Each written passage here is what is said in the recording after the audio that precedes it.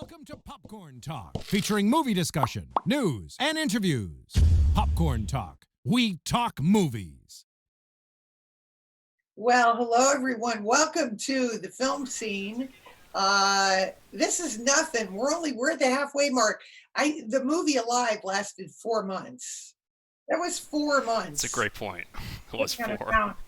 Living on a mountain, and there was no cell phones. There was no cell phones yet. So we're 2 deep. We got 2 more. Is that what you're saying? 2 to go? Yeah, this is nothing. I know people. Everybody's freaking out, but it was like, what happened to all the enthusiasm we had? We're going to write the great book and the great, do a great painting. So everyone needs to chillax, as they say. Everyone needs to calm down, but we're here and we're excited. Jeff is busy on with helping out Maria Menounos, right, with another guest. That's right.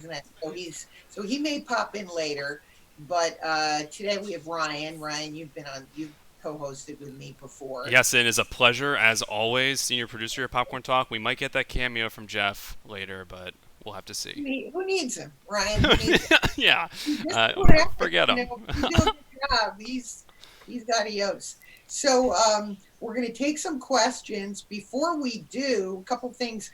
I wanted to acknowledge the passing of a credible actress who we had on the podcast named Shirley Knight. She was really great. She'd been nominated for an Academy Award for a film called Dark at the Top of the Stairs, but she chose to go back to New York and work on theater. If anyone wants to see her in one of my favorite film performances, it is Francis Ford Coppola's movie The Rain People with James Caan. And she is absolutely incredible in that film. But if people want to go to our archives, because she didn't give a lot of interviews, she gave a very, very in-depth interview about her days back working in New York with the Actors Studio and all sorts of great films that she worked on. So Shirley Knight. The other thing that I wanted that's very topical, I normally don't do topical stuff, right, but this freaked me out. Apparently the Nordic countries, I was reading in Variety, the Nordic countries, Sweden, they're going back to, I worked in Sweden, yes. They're going back to work with extreme restrictions on going back to work. Oof. So, I don't know how to feel about this. The article goes in detail on what they are allowed and not allowed to do, and just the depths they're going to, but it just seems a little early. Number one, which is what I said a month ago. People were making fun of me. No kissing, no sex scenes, no crowd scenes, meaning there's going to be no extras. I was thinking of Goliath. When I shot Goliath, the whole set was a casino. So. Right. That would be, so the writers will have to go through the script, and there can only be 10 people in the scene. Yeah. So isn't that going to be sort of strange? I think it's going to be really odd. We're going to get a bunch of films that just have these restrictions on them, and so I feel like we're going to get a lot of similar types of settings, a lot more quieter stories that are focused on just like 1 or 2 characters. 2 people in a room. It's unusual. I mean, can you think of a blockbuster that has no crowd scenes? I just think, can't there be a better way? Can't they filter the air or do something? I don't know. So there's that. Then the other thing that's even more precarious, 2 things that really caught my eye. If you were 70 and over, you can't work. Right. They have an age limit now. Is that going to be an issue where they're going to say, oh, gee, I'm sorry, you're in the risk zone, and then you could maybe risk a lawsuit. Somebody could sue you for discrimination. I mean, there's a lot, I think, going into this story. On the one hand, is it too early for them to even be doing this again? Yes. Filmmakers we're so rigorous, and we'll go from the ground to get anything made, whether it's like with no money at all or you're borrowing money. But with these limitations, it's only in our nature to try and make things. Yeah. So I think first and foremost, is it safe enough to even to continue the filmmaking? And then second, like, you have these restrictions on them. Are these temporary, or is this going to be permanent moving forward? seems a little early. The other thing that caught my eye, which again, I had mentioned this months ago, they're only allowing a crew of 50 people. So which 50 people get chosen? It's such a good question.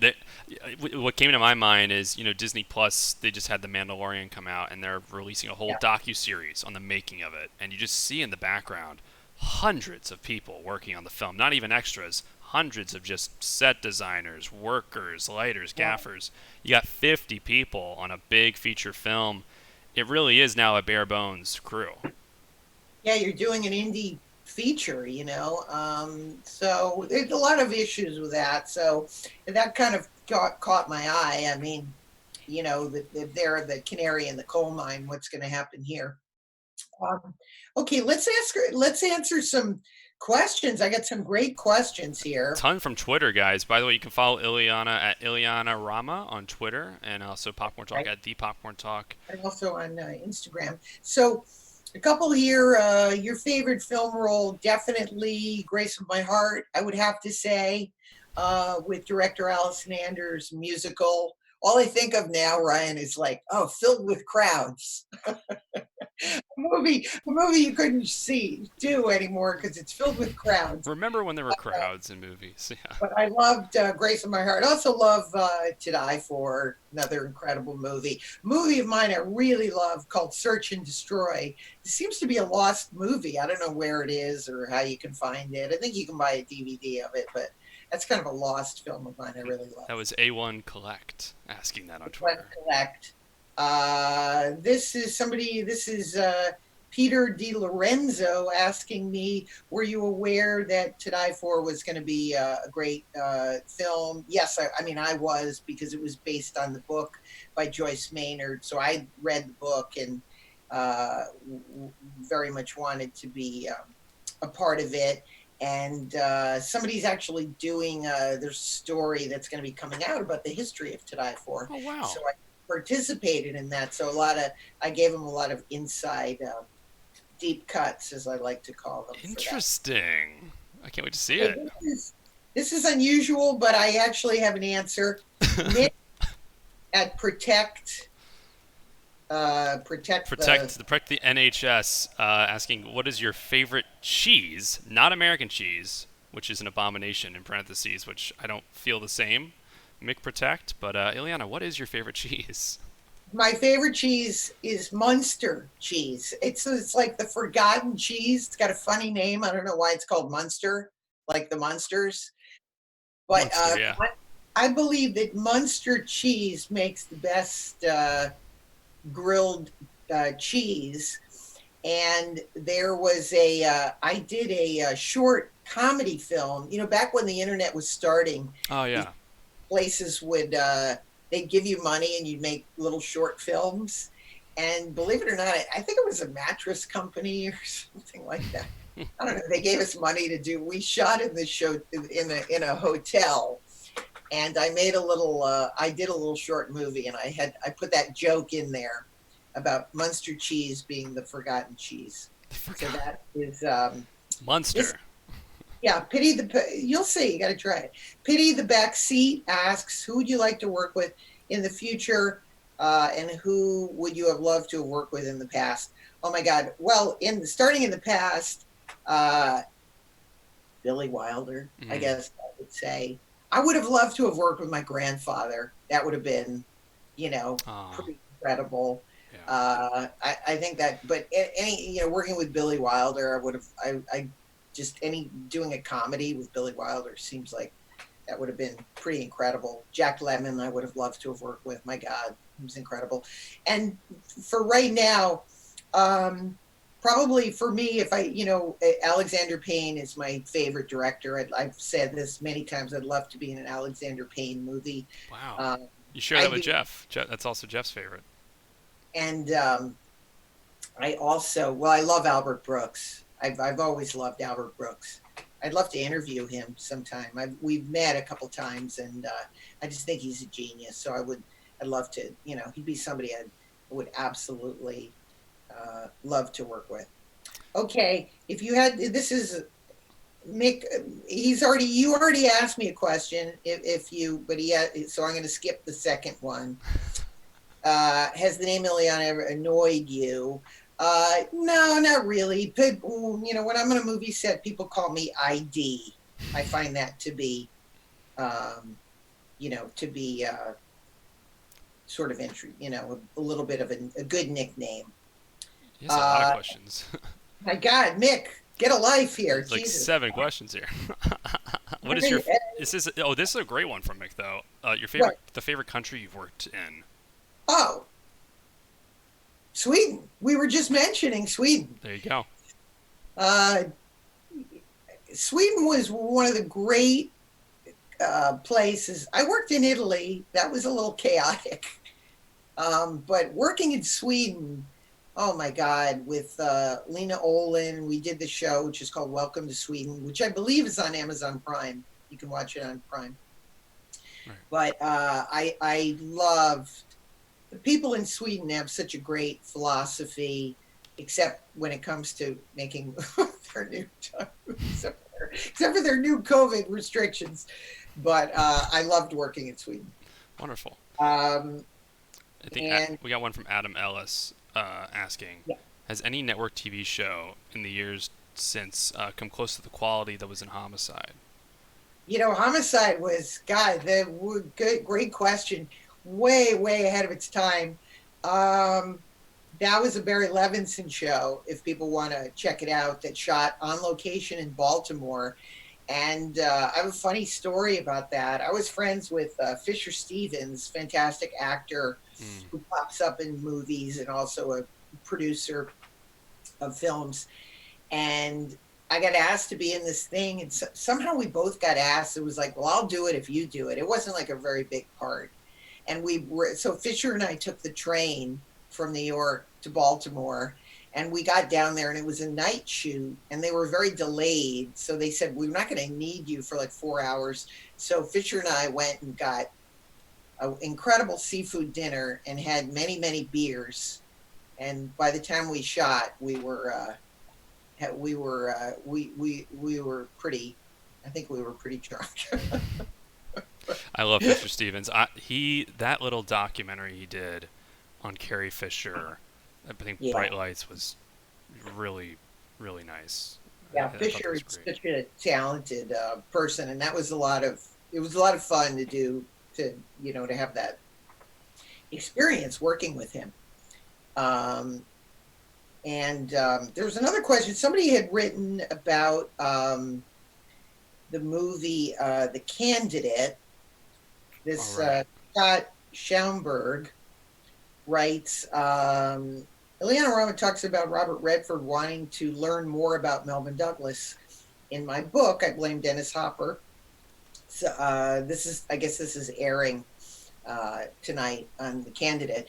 And the story behind that was that I'd auditioned for a part in the movie The Quiz Show, and I didn't get the part. And then Robert Redford asked me to do this smaller part, playing Ray Fiennes' girlfriend. And it ended up getting cut from the movie. You can sort of see me. But I had a couple scenes, and it was really fun to shoot with Ray Fiennes. My God, incredible actor. But the day we were going to shoot, he asked me to his trailer, and he spent like 2 hours talking to me about The Candidate. And people were coming to the trailer like, Bob, we really need to go. And I felt horrible, like, because they kept looking in like, this girl's got this tiny part. Like, what is she taking Redford's time for? Wow. To make, he wanted to tell me about how much that my grandmother's political campaign had brought him into politics, and that's why he wanted my grandfather in the movie. And it was unbelievable. I had him all to myself. I couldn't believe it. So one-on-one with Robert Redford, chatting. He could not have been nicer, more relaxed. Meanwhile, there's 300 people outside his trailer waiting to do this scene, and he was cool as a cucumber. Remember when sets had 300 people? Well, yes, again, once again, it was a huge, that's all I'm thinking about now, a huge crowd scene Right. that we were shooting. And another little inside bit about quiz show. So I go to do the scene and, I'm sitting there with Ray Fiennes. He had just shot a little movie called Schindler's List. Heard of it. Never heard of it. Yeah. Yeah. So he was telling me about that film. Wow. It sounds interesting. And like 2 years later. But anyway, so that's enough background. Any more questions, or should we get to Alan? I think let's get to Alan K. Rode, who we have as a guest today. We'll ask more questions next week. And Mick, come on. Did you drink too much coffee today or what? What's going on? Let's get to Alan. Here we go. Here comes Alan K. Rode. All right, Alan. Film historian. Oh, pulling out the book. Look at this book. Look at how thick it is, people. On Michael Curtiz. Book. Alan, how are you doing? If I was having any more fun, I wouldn't know what to do. How are you? We're doing Hi, great. Alan. Welcome to the home edition of the podcast. The home edition, and you're holding my book so nicely, cradling it there. Thank you. Yes, I know. Now we're going to get to the book, and we're going to get to your book. This tomb. It's like a War and Peace. We'll get to it in a second. It doubles as a doorstop when you're not reading. But before we talk about that, I want to ask, so what are you watching? I mentioned on the show a couple weeks ago that you'd sent me Trapped with Lloyd Bridges. Yes. That was a lot of fun. Now, where you next had promised you were going to send me Too Late for Tears. What's that? Yes. Well, that was the first movie that the Film Noir Foundation that we restored, and we were able to clear the rights and put out on Blu-ray. And that has a featurette, and it has my commentary on it. And it doesn't get any better with Dan Duryea and Elizabeth Scott. I mean, I know you're a Dan Duryea obsessive compulsive, obsessed. But I'll pass that on to you. But what I've been watching, I've had like a stack of movies that keeps getting higher and higher because I never had time to do it. And now that I'm stuck at home, I'm like trying to watch like a movie or a show every night. Not really trying. I think we've all kind of become somewhat like Howard Hughes. I haven't gotten my hair cut. I'm a hermit. We all have insane cleanliness phobias. Our hands are getting raw. The only thing is I'm still cutting my fingernails. I haven't let them grow out yet. But I've been watching a couple interesting films. One was 125 Rue Montmartre. It's a French film from '59 by Gilles Granger, starring Lino Ventura. And instead of Ventura playing his usual tough guy or gangster, he plays this very simple, honest, working class guy, that sells newspapers, and he gets inveigled into this Hitchcockian murder plot and so forth. It was very good. Another film that I watched is Come Next Spring. I see only the new films, 1956, with Ann Sheridan. 59. Yeah, Ann Sheridan, Steve Cochran, and Sherry Jackson filmed at Republic in true color. This was Republic's version of color that was either a forerunner or a competitor to Technicolor or Kodacolor. And it's beautifully filmed, and it's kind of a Arkansas set in the 1920s, and it's kind of like an American version of The Quiet Man, with Steve Cochran coming home where had left and abandoned his family, and Sherry Jackson's his little girl who's in a traumatic accident, who can't talk, and Walter Brennan and Sonny Tufts and Edgar Buchanan and all the rest. And the other one I saw was, I don't know why I'm losing my voice, Rhubarb, The Millionaire Cat. And this is Ray Milland and Jan Sterling. Yes. And the cat inherits I know this one. baseball team. Yes. Wonderful. I love that movie, and that's the cat who he appeared in Breakfast at Tiffany's. Breakfast of Tiffany's his name is Orangey. Orangey. Not the most original name for an orange cat, but nonetheless, And his, to me, his set piece film, Orangey, was The Incredible Shrinking Man, where he eats, the wife and everything. As the guy shrinks and goes into the dollhouse, they find the cat attacks him, and they think he's been eaten by the cat, but he's really fallen down in the cellar with the tarantulas and everything. And I love that movie. yeah, but Rhubarb is his starring role, and it's very funny, directed by Arthur Lubin, and a lot of people have forgotten about it. Ray Milland and Jan Sterling. Now, are these all movies that you can get on DVD that you can watch? Rhubarb you can get on DVD.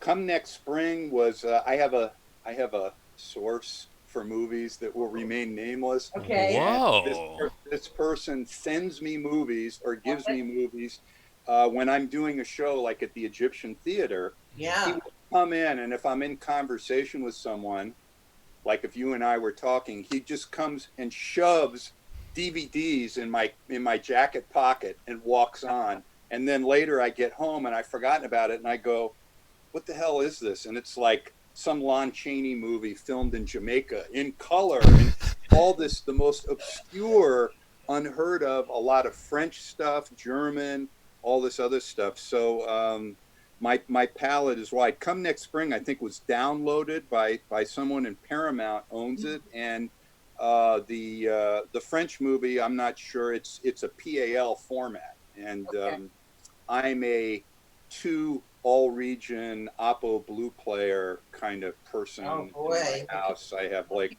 3. It's insane, but that's who I am.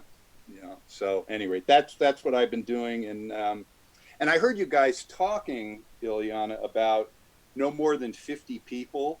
Yeah. And so no Spartacus. Well, I know. But a lot of CGI. So you'll have like two people on the set, and then you'll have all these people that aren't people probably. And I guess we won't get to see Alan Arkin or Mel Brooks or anybody over the age of 70 work. To be honest with you, I think a lot of this stuff is panic driven because people are desperate. The industry, everyone's desperate to go back to work. And I don't think anyone really knows what's going to happen a week from now, 2 weeks from now. And we just have to all hope for the best. Yeah, everyone's going to have their own, system, I guess. But it was just it caught my eye because, of course, it's like every time I see a crowd scene now, or I go, well, I guess they couldn't shoot. I guess they were able to. Yeah. And you're not the only one that wanted to work with Billy Wilder. I mean, the guy, I have a book. Somebody wrote a biography of him in the 70s, and Billy Wilder signed it and gave it to Bob Thomas. And a friend of mine who owns a bookstore sold it to me. And Billy's inscription is, if you like this, you liked Himmler. That's Billy. My gosh. Yeah, he was. I mean, I don't know if he would have been the nicest person to work with. No, I think he was. I think he was. But he recognized talent, and he never. Apparently, he always liked talking about his successes, like The Apartment and Double Indemnity. But he hated talking about like Ace in the Hole, which I think is so funny, Alan. A lot of these old school guys, when you were saying that, reminded me of, when I was hanging out with John Frankenheimer, and it was before the resurgence of seconds, and all I wanted to talk about was seconds, and every time I brought it up, it was a lousy picture, and then it get recorded, and I used to think, it's such a great film, but he didn't really want to talk about it. Well, there's an interview that I found in writing about Curtiz when he produced at Warner Brothers. His first production was a film called The Unsuspected, which is with Claude Rains, and it's about Claude Rains as a radio host, kind of like Orson Welles. And in fact, Curtiz tried to get Orson Welles for the part. He was unsuccessful.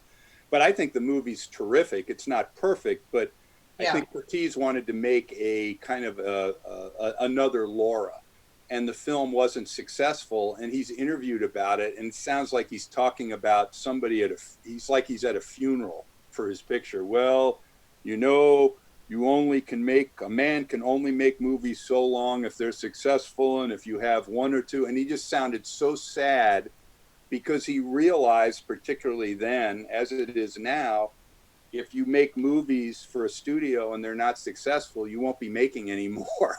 Right. And that's how I guess they had to look at it, particularly back in his time. Yeah, really as good as your last movie. So the last time you were on the show, we talked about the book, but now you're working on the paperback of the book. So what are some of the additions going to be? There's not going to be a lot of additions. I was gratified that the University Press of Kentucky really wants to put it out in paperback, and it's not necessarily going to be enriching for me, but I'm glad, because the price will be a lot lower, because it is an expensive book. It's a big book, and more people will have access to it. What I am doing is I'm writing an aftermath, or a afterword, I guess is the right term for it. I talked about Curtiz's family, and his family tree would take a genealogist and drive him absolutely crazy, because he had this huge family in Hungary, and then he had, I think, 4 or 5 children out of wedlock with 5 different women, one of whom he was married to. His last child is younger than me, and he was born in 1886, so anyone can amuse themselves doing that kind of math.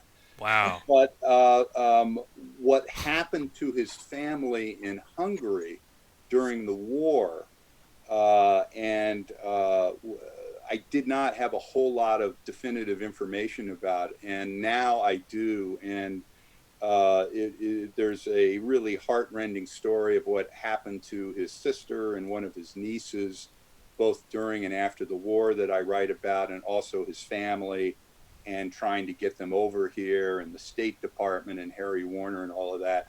So I'm adding that into the edition with some other stuff. So I hope people will like it, and I'm gratified that the book has done so well and it's coming out in paperback. Well, he's such a fascinating director, because he really needs to get his due, because I think that whenever we talk about directors in the pantheon of directing, he would never get put on these lists. But I think that these days he is, more and more people are thanking him. But in the old days, like when I was first getting into movies, it was like, studio director Michael Curtiz, and he didn't get much credit. Correct. I think a lot of that had to do with the popularization of the auteur theory, beginning in the beginning 60s with Cachet de Cinema and Bogdanovich and Schickel and their work, which was very praiseworthy. But this whole and Andrew Sarris particularly, with his directors and directions book that a lot of film students used to carry around, like the consecrated Bible and all everything. And I think a lot of that worked against him, because he was viewed, as you said, as the Swiss Army knife of contract directors. And when you look at his films, and particularly when I delved into all the production records, he certainly did have his own style. But for many years, he had to do pretty much what he was assigned to do at Warner Brothers by Jack Warner. So, well, it's obviously I read it. It's a terrific book. It's got all sorts of insights, and I think we even discussed this before. The popularity of Casablanca, I think it's almost overtaken Citizen Kane. I feel like they're neck and neck in a way. I'd agree with that. One of the things I wrote in the prologue to the book was nobody really knows who Curtiz is, but we celebrate each Yuletide with White Christmas. We celebrate the 4th of July with Yankee Doodle Dandy, and we fall in love every time we see Casablanca. So, that was kind of my premise. What good writing, Alan! I love it. Yeah. It is interesting. I think the names Frank Capra, William Wyler, Billy Wilder, but a film that's talked about more than any of theirs is like Casablanca, but we never talk about the director. Yeah. Right. Well, and of course, timing is everything. He died in 1962, And that was right when this kind of what I call a renaissance of appreciation for Golden Age directors was beginning. So Right. he wasn't there like Raoul Walsh wearing his cowboy hat in front of a group of rapt film students talking about stealing John Barrymore's body and putting it in Errol Flynn's house, which probably never happened anyway. Yeah. And Hitchcock and Richard Schickel, directors and direction and all of that. So he wasn't around to toot his own horn for that following, the generation of appreciation. So that has something to do with it as well. Okay, so now I would like to see, when will the paperback be out, by the way? Do you have 2021 is all I know at this point. Okay. That's all I know. Some of the other projects, because again, we're friends, so we talk all the time. I know you're working on The Mystery of the Wax Museum. It is done. We, Warner Brothers announced it yesterday. And of course, I couldn't say anything for a long time because Excited. Warner Brothers project, and rightfully so. But Mystery of the Wax Museum was the forerunner to the movie House of Wax, which was a 3D film that Andre de Toth directed with Vincent Price in 1953. Well, Mystery of the Wax Museum was directed by Michael Curtiz in 1933, starring Lionel Atwill, Fay Wray, Glenda Farrell, and a host of Frank McHugh and the usual suspects from the Warner Stock Company. And it was the last film made in what was called two-strip or two-tone color by Technicolor. And it has a kind of checkered history. For years it was lost, and then they found a print back in, I believe, the 70s or probably the 70s, in Jack Warner's personal collection at the studio. So it was rediscovered, but it was never remastered, cleaned up, certainly not digitized. So you were always kind of listening and looking to it, and it had that kind of Crispy Critters soundtrack. And so thanks to the George Lucas, the Lucas Estate and UCLA Film and Television Archive, Scott McQueen, the restorationist who works on all the Film Noir Foundation restorations, it's been beautifully restored. And I mentioned to Warner Brothers, Warner Archive Collection, hey, if you're going to put it out on Blu-ray, I want in, it's Curtiz. And as it turned out, I got together with Constantine Nasser, who's been doing Blu-rays and restorations of horror films and commentaries for decades. And I got Scott in. And then I reached out for Victoria Riskin, Fay Wray's and Robert Riskin's daughter, who recently published a wonderful book about her parents. And we were able to film a discussion with her. So the disc that's coming out on May 21st, I believe, has a commentary by Scott McQueen, commentary by me, and a featurette with Vicky Riskin. And Scott's commentary is really unique because when he was a teenager, he interviewed audio interview of Fay Wray and Glenda Farrell. So he went back, got those, and we were able to drop part of that into his commentary. So how many pre-code 1934 earlier films have unheard audio interviews with the stars? The answer is none. So I'm very excited about this. I think that's something to look forward to. I've never saw this movie, and obviously I saw House of Wax. That's the one I've seen. So this will be right. Well, that one, Curtiz, they were thinking of having him direct it, but they had Andre de Toth direct it. And the joke around Hollywood is only Jack Warner would pick a director with one eye to direct Warner Brothers' first 3D film. I think I remember that joke. Yeah. The only thing, that movie is so incredible, except that there's one scene. I'm talking about House of Wax now. Sure. It gets ruined because all the, when the guy comes out and he's playing with. But 3D was a gimmick. 3D was a gimmick. It's like they even did a Three Stooges short called Spooks. Right. In 3D during that 53, 52 phase, and you'd have like Moe looking at the camera, throwing a knife at the camera and throwing stuff at the camera and whatnot. The other project you're working on is Sorry, Wrong Number, which I just, you go through phases where you say, oh, I've seen that movie so many times, I really don't want to see it. And then enough time goes by, and I happen to see that it was on Criterion. And I said, I watched, that was like one of my early quarantine films. Man, that is such a great, Quarantine.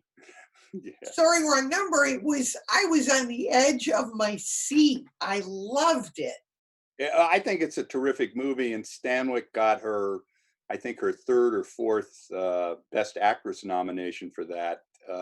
She didn't win; she probably should have. And it has a young Burt Lancaster, and a Hal Wallace production, and all of Hal Wallace's films after he left Warner Brothers and set up his independent production company at Paramount had this certain really classy look, well made, well directed, well shot, everything. He was a great producer. And I think the film is great. And there's a company called Via Vision in Australia that's putting out this digitally restored version of Sorry Wrong Number. And not only is it features my commentary track and an introduction by Eddie Muller that he recorded years ago for this film. And I guess it languished somewhere in a filing cabinet somewhere. And this company has retrieved it. And so we'll both be on the disc. And that's exciting. I'm looking forward to that. Oh, great. That'll be yeah, that'll be fun because that's such a great I love listening to commentaries. I hope they don't stop them because it's always one of my favorite things is you sent me a movie recently, City of Industry.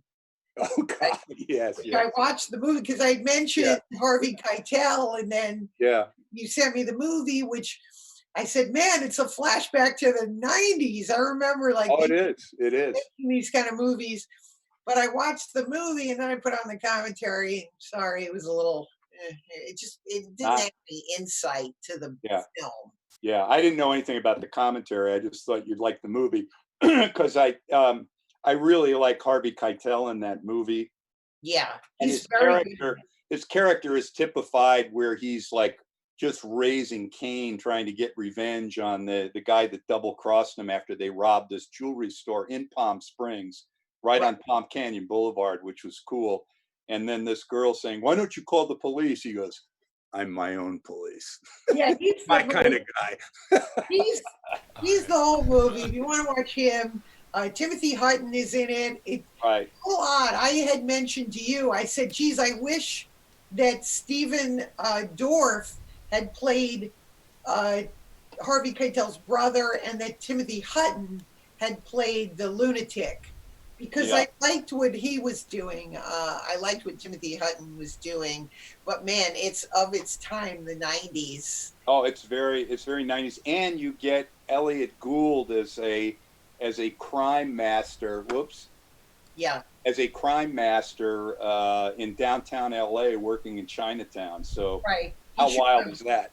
He shows up very briefly. The last thing I was going to get to just before we run out of time is, again, I always like to tell people, kind of let them in on, working a process. And with the quarantine, I've gone back to writing my movie book. And one of them, one of my favorite things is because there's no one else to talk to or no one else was interested. I call you up. I go, Al, and I'm totally getting into Richard Quine. So we're all members of the same classic movie tribe. We have to hang together. I got to talk to somebody about Dan Duryea. So, what are your thoughts about Richard Quine? Because again, I find him to be. I love Strangers. Is it Strangers When We Meet? Strangers. Comfort of Strangers, the movie he did with Michael Douglas. I think he had. I really liked Bell Book and Candle. I love Bell Book. I love that, and I got to see Kim Novak introduce that. That when this was some years ago when they put out a box set, I think Sony Columbia, obviously that was her studio, put it out, and they had her. She was at the Egyptian Theater, and she talked about Richard Quine, thought highly of him. She thought much more highly of Jimmy Stewart. She loved Jimmy Stewart, with Vertigo and everything. But Quine was a very, very good director, and apparently he came to a tragic end. I think he ended up taking his own life. I don't know whether he was ill or something, but I thought he was very good, and I like his work. And I know you've been working or writing about Connecticut-based films, and that was one of them, correct? Yeah, Oh Yeah. my God, I've been taking a deep dive into Richard Quine.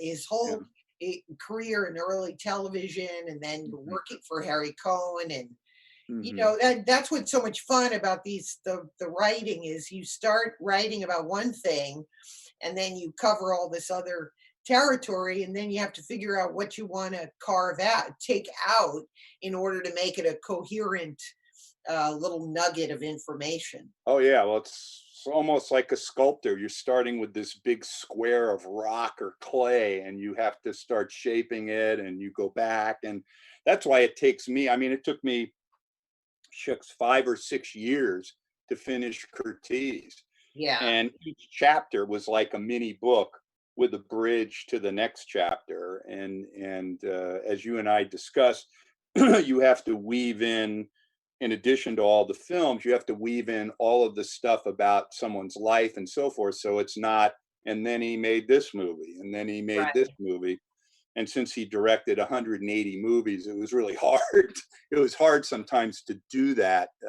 But yeah, it does get, you have to decide what has value, what doesn't. And sometimes it's like being King Solomon. You have to cut your baby and trim it down because you know it's too long.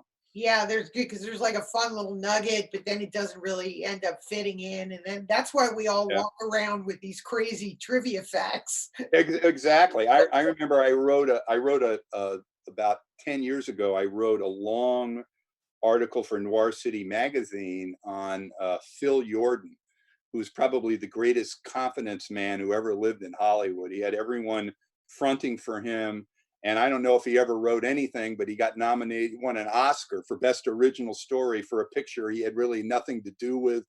Guy was an incredible operator. And I had this story about 55 Days of Peking, and I had a story about Paul Lucas and Ava Gardner, and I put it in. And then I was made aware, you know, that's a really funny story, but it doesn't have anything to do with Phil Jordan, so it's going out. Yeah, sometimes that's what you have to do. Anyway, but one thing I did want to bring up real quick is the Arthur Lyons Film Noir Festival. Okay. Has been rescheduled from the 3rd to the 6th of December. It was going to be the 7th to 10th of May. So fantastic. Put your bells on, and I'll have my mask and my gloves. Hopefully we will be beyond the respirator stage by that time, but it is scheduled for later in the year. And I did want to mention that. All righty. Well, Alan, thanks so much for being on the show. Illeana, it's always a delight to be with you. I'll be probably calling you in 10 minutes. I look forward to it. And thank you, sir, so much. Alan, I appreciate it. I really appreciate it too. And I really look forward to reading the book just because, again, it's the director who I just feel like we don't get the spotlight on as much as we ought to with a film as big as Casablanca. Absolutely. Yeah. Absolutely. Thanks, Ryan. I appreciate that. Thank you so much, Alan. All righty. Well, everyone, thanks so much for listening. Thanks for the questions.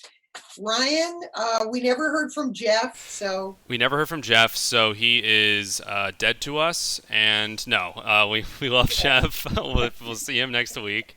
But yeah, no, we wish everyone well. Please keep washing your hands. Keep washing your hands and just be safe out there, guys. Be safe out there, and as we always say, everyone's life is like a movie with a beginning, a middle, and an end. And make your own movie, make it a good one, stay strong, be creative, and add a little bit of love to the equation out there if you can. Okay. Thanks, everyone. Have a wonderful day. So long. I'm going to get some tea now. Cheers. Hasta.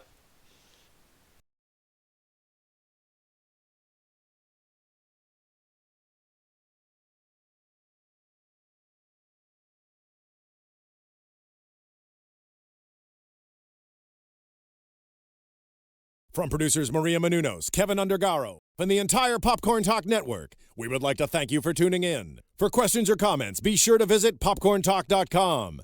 I'm Sir Richard Wentworth, and this has been a presentation of the Popcorn Talk Network.